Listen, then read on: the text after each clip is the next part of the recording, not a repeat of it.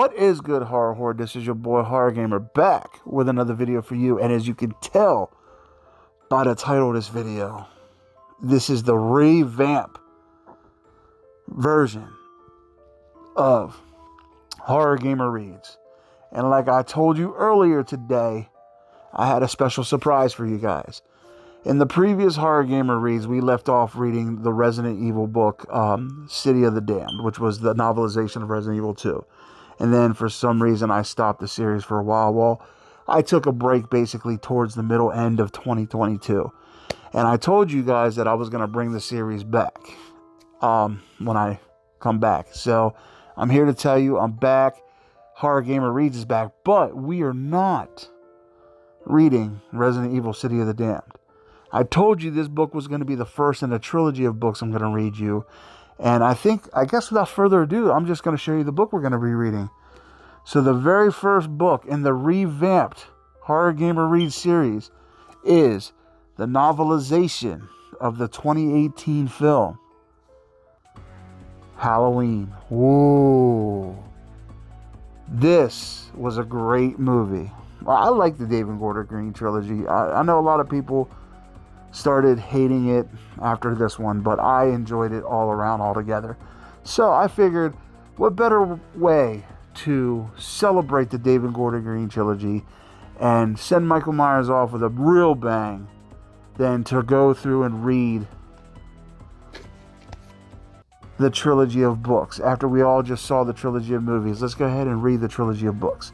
So I'm going to read the back, and then we're just going to dive into chapter 1 and have a little discussion after we're done. So it says, the official novelization of the highly anticipated horror movie Halloween. In 1978, Laurie Strode survived an encounter with Michael Myers, a masked figure who killed her friends and terrorized the town of Haddonfield, Illinois on Halloween night. Michael Myers was later gunned down, apprehended, and committed to Smith's Grove State Hospital. For 40 years, memories of the nightmarish ordeal have haunted Laurie, and now Michael Myers is back once again on Halloween, having escaped a routine transfer, leaving a trail of bodies in his wake. This time, Laurie is prepared with years of survival training to protect herself, her daughter, Karen, and her granddaughter, Allison, a teenage separated from her family and enjoying Halloween festivities. Alright, guys. So let's dive into chapter... Well, let's see here. Let's see what we got. Halloween, the official movie novelization. And this is by John Pazzarella. It says...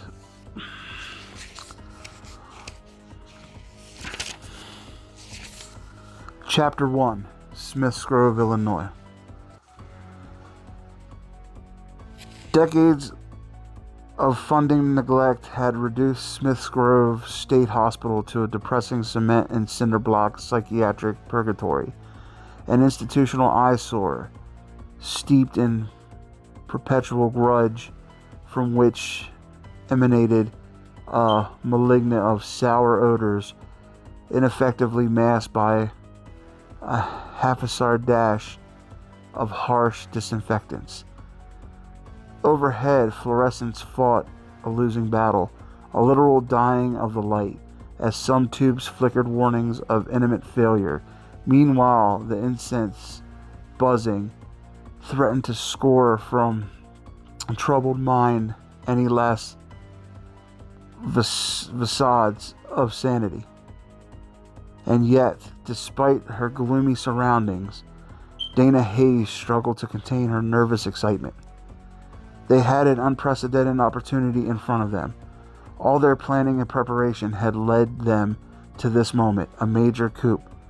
While Aaron signed the requisition paperwork at the security station check-in desk, Dana removed the digital recorder from her bag, slung over her shoulder, switched it on, slipped the headphones over her ears, and held the embedded microphone close to her mouth. Check, check. Aaron exchanged a look with her, mirroring her anticipation. With the hint of a smile, she tilted the mic toward him. Testing, testing, he said in his measured, professional voice. 1, 2, 3. With an approving nod, she said, sticking with the classic. Appropriate, yes? Of course. She held the recorder at her arm's length, sweeping it through a slow arc from left to right. Even on this side of the security station, disturbing sounds bled through in unexpected bursts, about of maniacal laughter, fists pounding on metal door, a mournful wail. For a fleeting moment, she acknowledged that a normal person would react to everything she'd seen and heard thus far by vacating the premises. But Aaron Joseph Corey and she were cut from different cloth. They followed the story wherever it led, and their brand of stories never led them to day spas or sandy beaches. You need to sign the waiver, Aaron reminded her. Momentarily confused, she frowned. Waiver? Enter at your own risk and all that, he said. The usual. Of course, she said. Walk the walk. Pardon. Nothing. Setting down the recorder, she picked up the pen attached to the clipboard at the security desk and addressed the guard facing her. Where do I sign? Wordlessly, the guard jabbed his index finger at the line on the bottom of the form she didn't bother to read. One disclaimer was like any other. An institution's preemptive evasion of responsibility distilled into the simple declaration that if anything bad happens, it's not their fault. Or another way of saying, you were warned. Behind the desk, other security guards viewed monitor feeds, although one focused on a game of computer solitaire while another riffled through manila folders in an under-the-counter filing cabinet. Behind them, facing the security window overlooking a common room, a nurse with hair pulled into a severe bun switched on a turntable and placed the needle over a spinning record. After an initial hiss, the needle found its groove, and pick yourself up from sewing time plate, piped through wall speakers otherwise reserved for a PA system. As Dana scooped up her recorder, she focused her attention on the common room's 3 occupants. A lab-coated doctor whose wavy hair and full mustache had almost made the complete transition to gray spoke to a slump-shouldered patient flanked by a grizzled security guard while trying to write on a prescription pad.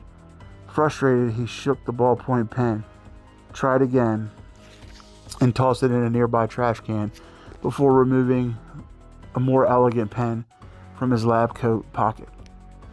Beside Dana, Aaron whispered, "That's him." The doctor completed the prescription, signed his name, tore off the sheet of paper, and passed it to the guard. As the guard turned to escort his charge back to his room or the hospital pharmacy, Dana glimpsed the name stitched on the breast pocket of his uniform. Kuhnman. Though she had instinctively raised the mic toward the security door during the exchange, she doubted it was sensitive enough to pick up details of the brief conversation, especially over the peppy music that had thankfully drowned out the incessant buzzing of fluorescent lights. The doctor glanced up at his visitors and nodded. Aaron sported khaki trousers and trainers with his gray wool overcoat and a long blue-gray checked scarf. With her long maroon coat, Dana wore a knee-high length brown and tan patterned dress, brown hose, and suede ankle boots. Not her idea of casual, but too late now to wonder if they should have dressed more professionally for the meeting. Besides, they'd presented themselves as journalists. Might as well look the part. The security guard closest to the window pressed a button beneath the desk, triggering the loud buzz of the door lock mechanism disengaging and the metallic squeal of security bars reacting. A green light flashed on the doctor's push. A green light flashed on as the doctor pushed open the door to greet them. "Good afternoon," he said with a thick accent. "I'm Dr. H0rr0rgam3r. "Thank you for taking the time to meet with us," Dana said, wondering if he'd viewed their British accents as similarly thick. "We were hoping to have this opportunity before he is transferred to the new facility. Glass Hill is far less accommodating." His disdain evident, Ranbir said.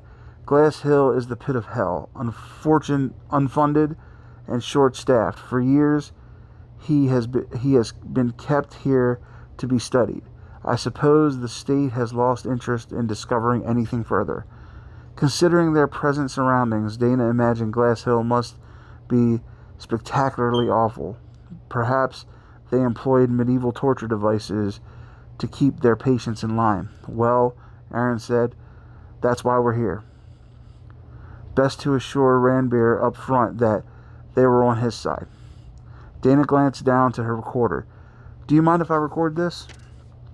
Sartan smiled agreeably. "Why not?" Once they were inside, the door lock buzzed again, this time with the unnerving finality of a sprung trap. Ranbir escorted them down a dim hallway past one of the shuffling patients who avoided their gaze, mumbling to himself as if completely unaware of them. The disturbed faces of other patients, some with clinical escorts, many behind barred doors, flashed by them. Frozen moments of fear and confusion, hope and resignation, agitation and resentment. Dana paused briefly, caught by the sight of a patient with unkempt hair, his lips pulled back from yellowed, uneven teeth. He grinned and squirmed, plucking imaginary insects from his body and crushing them between his fingers before hurling them aside. In an endless loop, he muttered, "Too many, too many, too many." In a nearby room, a wizened old man sat in the corner, arms wrapped around folded legs, staring into the distance as he rocked back and forth with metronomic regularity. Too many seemed lost in their own minds or trapped in an unwelcomed reality. Unlike the needle of the nurse's turntable, they hadn't found the groove to move forward and knew only the hiss and crackle of non-fitting in, of unfulfilled potential. Dana pulled her attention back to Sartan's voice, grateful she'd been recording him, so she could go back and listen to anything she might have missed. This accent at least helped her focus on his words. Raising the mic, she asked, "How long have you been working with him?" "I've examined every case file written on him," Ranbir said. "I was the student of Dr. Loomis before he passed away. Then I lobbied the University of Illinois to be assigned to Michael himself." "Any progress?" "He has been seen by over 50 clinical psychiatrists, and with each many different opinions." He paused for effect. "Loomis concluded that he was nothing more than pure evil." "And do you agree with this diagnosis?" "Evil is not a diagnosis," Sartan replied. "Under my care, we implemented a holistic form of therapy. Since that time, his tendency for violence has essentially been erased." Aaron asked, "His response to your specific treatment has been effective?" Sartan turned to look at them as they continued down the corridor. "We left 2 kitty cats in his cell overnight, and both were retrieved unharmed." Smiling, he spread his hands. "I hate to disappoint you." Aaron stopped walking. "So you're telling us that there is no similarity between the homicidal maniac that made headlines in 1978 and the amiable patient of this institution?" Sartan laughed. "Michael Myers is an evolving, aging animal, like we all are. And although we have worked very closely with him, these halls display the limitations of my analysis. Nodding, Dana took in their surroundings again. Stone walls, steel doors, iron bars. A caged animal, she thought. Loomis saw Michael as an animal in the wild, Ranbeer continued, leading them farther down the hall. He witnessed human behavior at its most primal, while the rest of us only have the opportunity of observation in captivity. Sartan paused at a heavy door and removed a key from his trouser pocket to unlock it. A bigger cage, he said as he pulled open the door and led them out into the hospital's courtyard. Is still a cage. Dana blinked, her eyes adjusting to the change in brightness despite overcast skies. She pulled the headphones from her ears and let them rest around her neck. Here and there it seemed as if the sun might break through the cloud cover, but she would bet against it. She sensed a storm brewing. In the open air, surrounded on all four sides by two-story white concrete walls and barbed windows, the courtyard offered plenty of space, but no real sense of freedom. After a while, a patient might have the sensation of roaming in the wide pit with a concrete floor decorated like a checked game board, with altering squares of muted red and gray. No bushes or trees to provide a link to nature. No murals or decorations to engage the mind. Sterile, Dana thought. No mental reprieve from institutional confinement. As Aaron and she followed Sartan, Dana noticed a man with burn scars on one side of his face, his neck contorted at what must have been a painful angle. Perhaps he'd become accustomed to it, adapted to the limitation. With the passage of enough time, she wondered, could any infirmary or limitation become normalized? All the patients in the courtyard wore shackles, wrist and ankle manacles connected by chains around their waists. In their drab, white hospital inmate tunics, some with a stenciled SG or Smith Grove in black letters, they could walk but not run. Their overall mobility limited. An older balding man with long, wispy gray hair trailing from the sides of his head walked under the protection of a white umbrella. To Dana's right, an old man with sparse gray hair and burn scars on his face clutched the arms of his wheelchair as a clinical escort pushed him along the perimeter of the courtyard. A dark-haired man, young enough to be a teenager, stood within the confines of a single muted red square as if performing mental calculations to determine which square he should move to next. The fingers of both hands held at his sides, rippled from index finger to little finger in a repeated pattern. Several other patients shambled along in their shackles, content to traverse a space much wider than the confines of a cell. Our patients get fresh air and sunshine, a view, proper exercise, a healthy diet. It pains me to see him transferred to a less than desirable facility.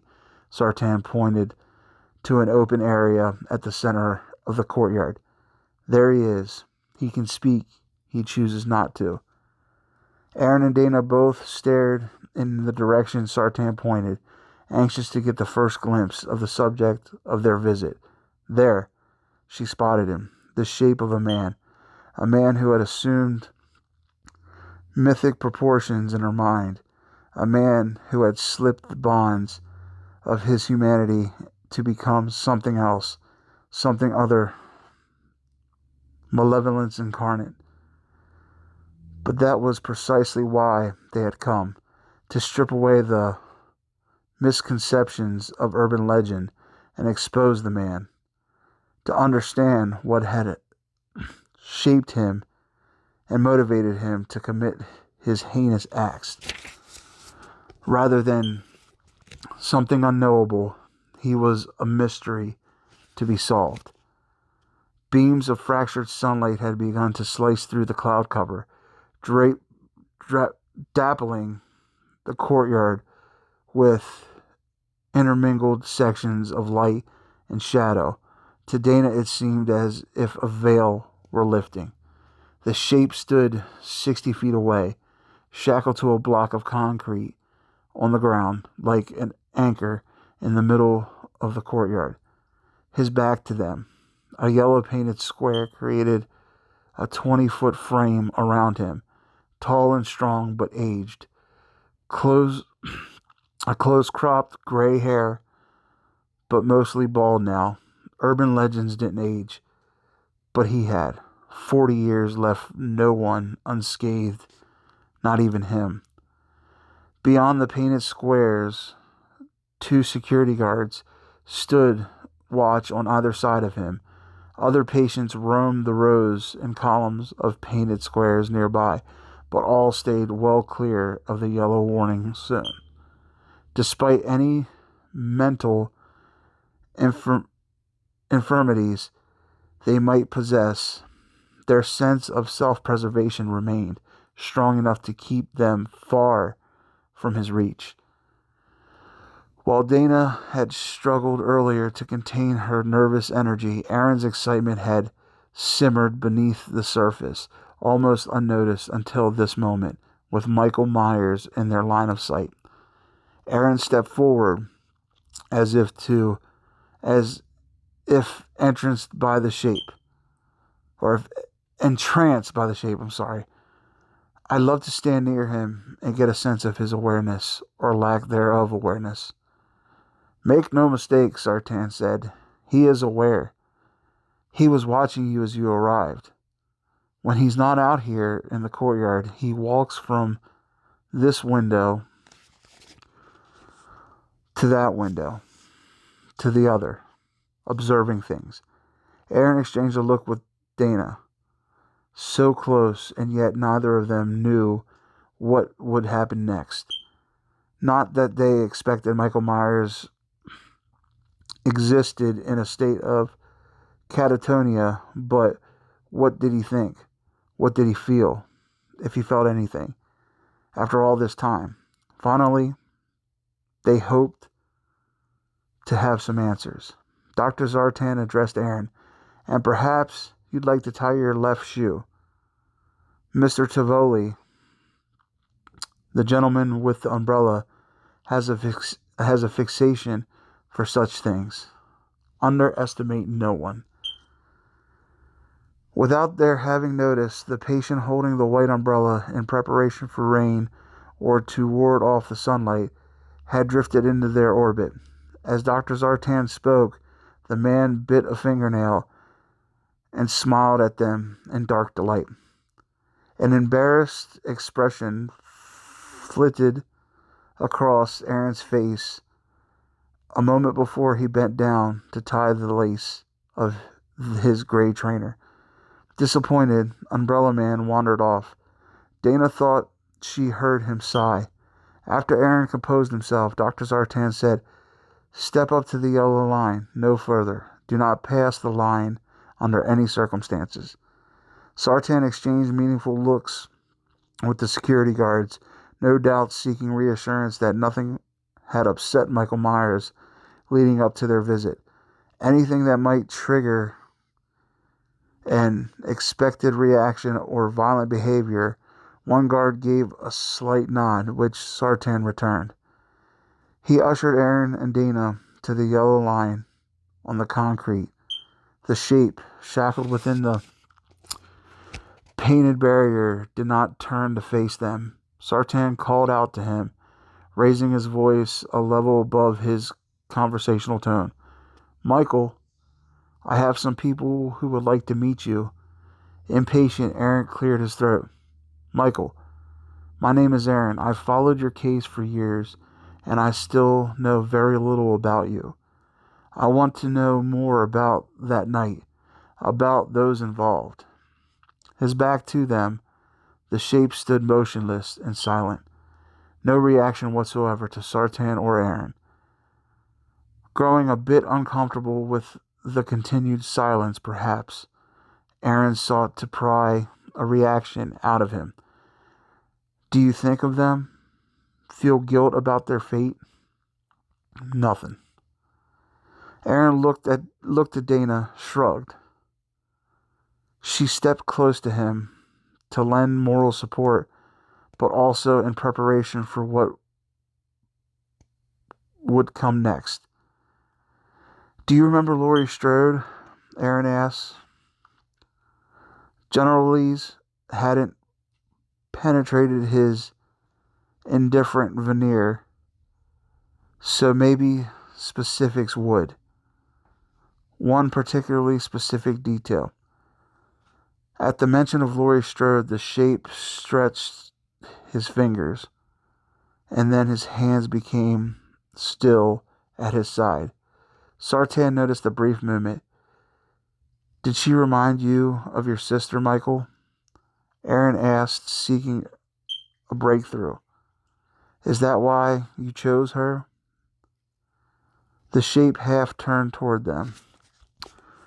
For a breathless moment, Dana thought he would respond, but then nothing. Frustrated, Aaron looked back at Sartan. The time had come, per their discussion prior to the visit. Understanding the meaning of Aaron's inquiring gaze, Sartan nodded, giving permission for them to proceed. Aaron took a deep breath and looked to Dana. Of course she knew exactly what he wanted. She unzipped her bag. Aaron addressed Michael.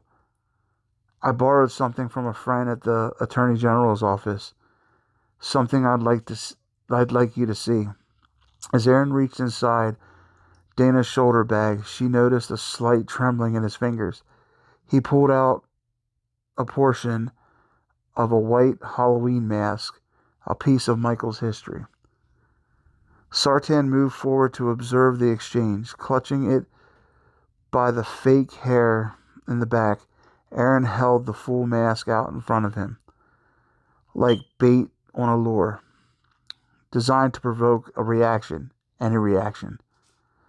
The shape stood motionless, but the other patients in the courtyard became restless, agitated, pacing madly. Concerned, Dana looked around. It's as if they sensed something on an activist level inaccessible to us, she thought. Heedless, Aaron continued to hold the mask at arm's length, like a silent accusation. "You recognize this, don't you, Michael?" Aaron said, his voice elevated, his tone accusing, if only to provoke a response. Though worn, seized, and frayed a bit at the edges due to the passage of time, the mask would be unmistakable to him. "How does this make you feel? Say something."